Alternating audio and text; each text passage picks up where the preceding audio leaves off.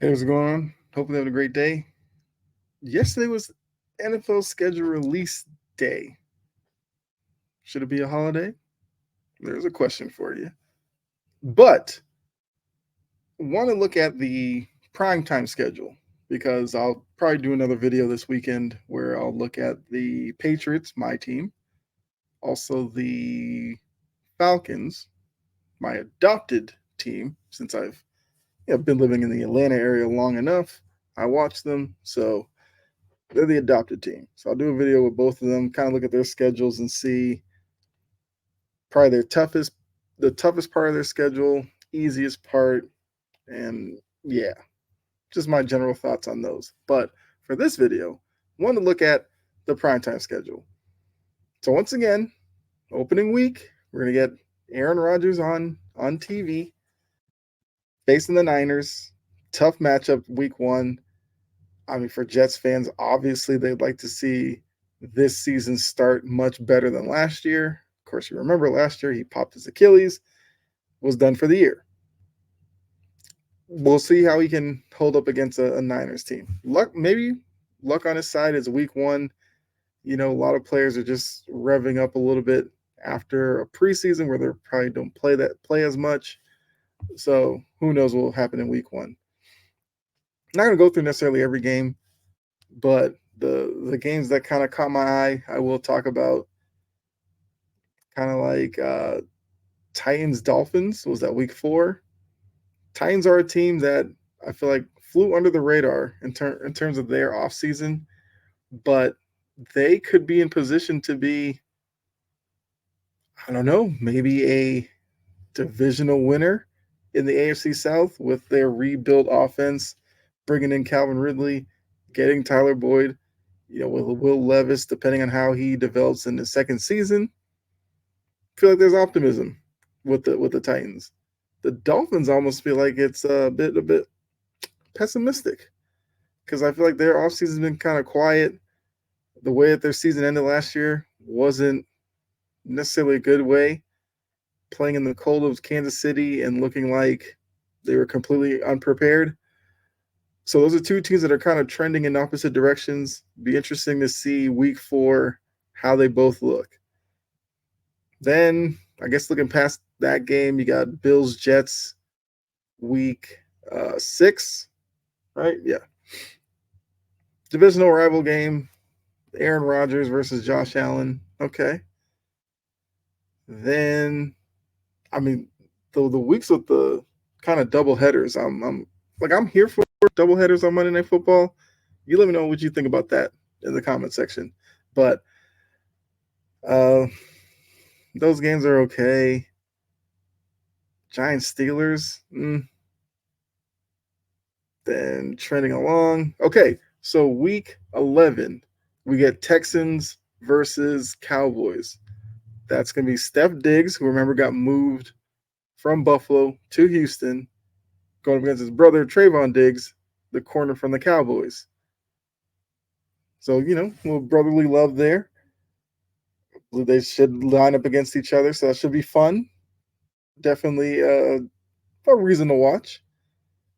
You got following week, once again, brotherly love, Ravens Chargers with the Harbaugh Bowl that we saw some years ago in the Super Bowl.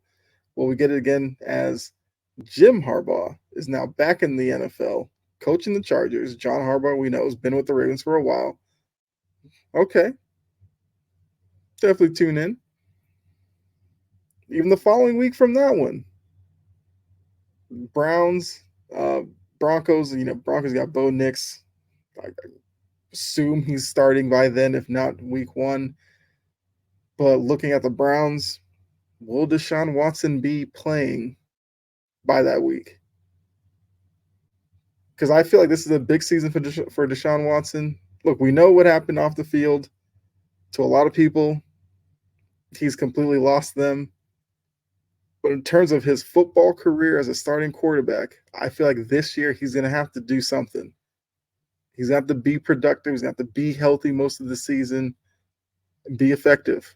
If not, it could be closing that book on Deshaun Watson as a starter might just slam shut after this year. Bengals, Cowboys is the week after that. Joe Burrow coming off of a season of him being injured. Go up against Dak Prescott and those Cowboys. Late in the season, we'll see how both fan bases feel about their teams. Well, the Cowboys, we kind of know. They'll probably still be thinking they're a Super Bowl team. So now shout out you Cowboys fans, calm down. Then the following week, we get Caleb Williams, JJ McCarthy, Bears, Vikings. Not sure how either team will be at that point, but to see the two young players go up against each other, I'm in. I'd watch. Then, I guess with week 17, Lions, Niners. Okay, sign me up for that. That's a rematch of the NFC title game. And we get it late in the year. Love that. Then week 18, there's a doubleheader, which normally Monday Night Football would have done their doubleheader week 1, but doing it the final week, like that better. Great call. So that's the Monday night schedule, which obviously ESPN, ABC, ESPN Plus, where you get the doubleheader days. One game's usually on ESPN Plus or ABC, whatever. Sunday Night Football. So for this one, we get the Stafford Bowl, week 1, Rams-Lions. Okay, that's a rematch of the NFC wildcard game last year where it ended in controversy. Was that pass interference on Puka Nacua? I'm not here to tell you how it should have been called, but got that. Week 2, you get Caleb Williams, CJ Stroud, two young quarterbacks. Okay. You get week 4, Bills, Ravens, Josh Allen, Lamar Jackson. Okay. All right. Then you get a few weeks where not necessarily anything jumps out at you. Week 8, you get Cowboys, Niners. That hatred between those two teams goes back to the 90s. So, yeah. Week 9, Jags, Eagles. Those are two teams looking for bounce back seasons. The Jags missed the playoffs completely last year after it seemed like they were going to be a lock to win that division. Then the Eagles made the playoffs, but the way they went out against Tampa Bay definitely left a lot of Eagles fans, hurting with how poorly they looked. How poorly they looked against a Bucs team that, was seen as not really a great playoff team, but they kind of manhandled the Eagles. So, like I said, two teams looking for a bounce back. All right. Week 10, you get Lions, Texans, two teams that I feel like are kind of the sexy pick, AFC, NFC. Texans made a leap last year. A lot of people on the CJ Stroud bandwagon. A lot of people expect that team to win the AFC South this year. Although I spoke about on the Monday night schedule that Tennessee could be a major factor in that. Then you have the Lions, who past couple of seasons have just been making their way towards a possible Super Bowl. So it would be nice to see those two match up. I'm here for that one. Week 12, Eagles, Rams. Rams are another team that in the NFC are a sexy pick for a Super Bowl berth. Eagles, of course, been there, looking to win a Super Bowl with Hurts and these guys that are there. So that's going to be an interesting matchup. Niners, Bills. Now, by this point, I'm not really sure where the Bills will be. I feel like the Bills have had a so-so offseason. Not really sure what to expect from them.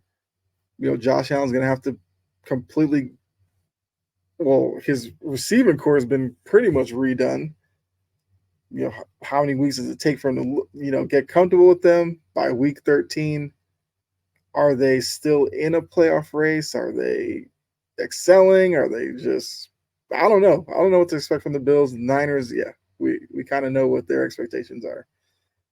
Week 14, Chargers, Chiefs, Herbert versus Mahomes. Now with Harbaugh as the coach of the Chargers, we can't use Staley as an excuse anymore. So I think this is a big season for Herbert as well. Then you're looking at week 17, Dolphins, Browns. Kind of same thing with the Bills. Dolphins, don't really know what to expect from them. Not a great offseason. Their season ended bad. Well, poorly, as I said, with the Monday night schedule. See where they are. And once again for Cleveland, week 17 is Deshaun Watson under center. We'll see. Thursday night football. I know. Who watches Thursday night? I will say, I think the Amazon Prime production isn't terrible. Kind of like their stats and how they lay it out on their broadcast. So I'm not necessarily a Thursday night football hater. But I am kind of a degenerate sports fan, so you could put football on Sunday 2 a.m. and I'd be watching. Probably, I don't know. But Thursday night schedule, it's hit or miss, right? Obviously, week one you don't get Thursday night football. That's a standard. But they open their schedule with Bills Dolphins, so the two teams I've talked about multiple times on here. They'll meet each other first Thursday night game. Who knows what happens there? Then you get AFC East once again in week 3 with the other two teams, my Patriots, the Jets. So it's the one time, get them on prime time. Of course, I'm tuning in. It's my Patriots. Don't think Drake May is probably playing in that game. That's probably Jacoby Brissett. I think Drake May makes an appearance towards. Well, I'll say that for the Patriots schedule video. But then you get another divisional game, Cowboys-Giants, the week after. So at least you're getting to start Thursday night football schedule divisional games. At worst, divisional games can give you some kind of juice. They keep it going week 4 with Bucks, Falcons. Falcons have, a lot of aspirations, winning the division, being a playoff team. I don't think they're necessarily good enough to be a contender, but playoff team they'll take. Once again, keep it going. Week 6, Niners, Seahawks, divisional game. Okay. Now, the first week that they don't have a divisional game, week 7, Broncos, Saints. I'm not sure the interest there. I guess if you're a Bo Nix guy, you're tuning in. See what Bo Nix looks like. Saints, what are the Saints going to be this year? They got Derek Carr. Derek Carr is unpredictable. One week he'll look like pretty good starting quarterback. Then another week he'll look like a guy who, is just a bridge quarterback type of player. So we'll see. Week 8, you get J.J. McCarthy versus Matt Stafford.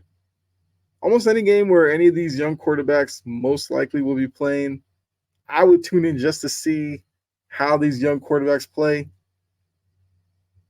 Texans, Jets, Rodgers versus C.J. Stroud. So the first half of the Thursday night schedule isn't terrible. Let's see how the back half goes. Okay, Bengals, Ravens. Yeah, sign me up. Those games are always entertaining. They're usually close, usually come down to a turnover or some missed opportunity where a field goal instead of a touchdown, something like that. So, yeah, I'm here for it. Washington and the Eagles. Jaden Daniels, okay. Steelers, Browns, divisional game. AFC North, you already know what you're getting. I'm there. Now, Black Friday, you get Raiders, Chiefs. Divisional game, yes. I don't know necessarily what to think about the Raiders right now. But divisional game, I'm in. So, actually, this Thursday night lineup is not terrible. Packers, Lions the week after. Sign me up. Two teams that are trending upward. Yes. Rams, Niners. Rams, I just said. Sorry. Rams are looked at as a team that could sneak their way into a Super Bowl bid or at least an NFC title game. The Niners, we already know, are trying to get over that hump. trying to get Shanahan his first title. Brock Purdy, probably get some validation with the Super Bowl title. Sign me up. Browns Bengals the week after. Once again, AFC North, here for it. Deshaun Watson should be, well, needs to be available for that game because that's probably going to have some playoff implications. And then they end their slate, Seahawks, Bears. That might be the one downer on the whole schedule other than, like I said, Broncos, Saints, week 7, but at least you get the Bo Nix aspect of it. Well, technically, you're getting Caleb Williams late in the year. So he should be playing a lot better then than he is early in the season. So you know what? Convince myself. I'm in on that one. So the Thursday night schedule, here for it. Now, an added addition this year, Netflix. Netflix, you remember, they had the live Tom Brady roast. They're trying to get into live programming. Well, they, won a bid. They're getting Christmas Day this year. So I'm assuming most people have Netflix, so it shouldn't be that inconvenient to watch the game. But if you don't, might as well go ahead and get it because football. Now, the Christmas Day lineup,